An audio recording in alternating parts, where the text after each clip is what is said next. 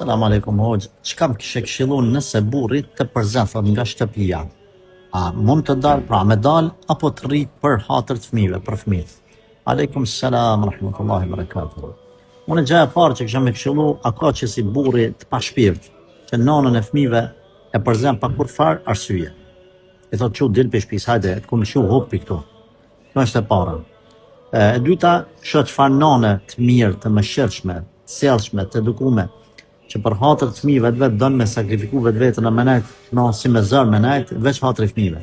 Edhe ja kujtet gjithë aty në grave, të cilat i kanë punë të mirë me burr, e janë në rahat, e kanë fëmijë, burrat i respektojnë, i plotësojnë dëshirat, edhe apet ato gra janë të pakënaqshme, dalën në meç.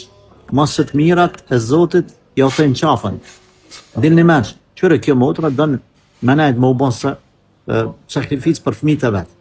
Edhe çu dikush kret mirat ja dënë menet me burrin. Sa kemi raste kur kret mirat Allah e ka dhënë, çohet ajo edhe e pakënaqshme. Zoti ju ngift, inshallah ngihen e bremet mirat e Allahit. Respektani për familjet e juaja, dijani shoqërinë e Zotit. Ti motër çfarë më bë, amenajta jo. Është e drejtë jotja me vendos ashtu si ty ta mërmend. Ju lutem në për komente, për i Zotit, mos e nxitni, mos e emociononi, me thon veç dajo, veç rri, veç ashtu, lënë gruaja i din të lashet e veta, hallet e veta, se kollaj mi thon dajo.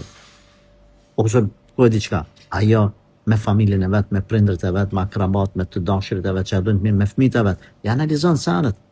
Ose merrni në qafë me prej anash në koment aty të rrit të shtëpia jote, në motor ose në të burri yt, ato shtinë më da prej fëmijëve pastaj kush e bën përgjegjësinë e saj. Motor mos e ngë kërkan.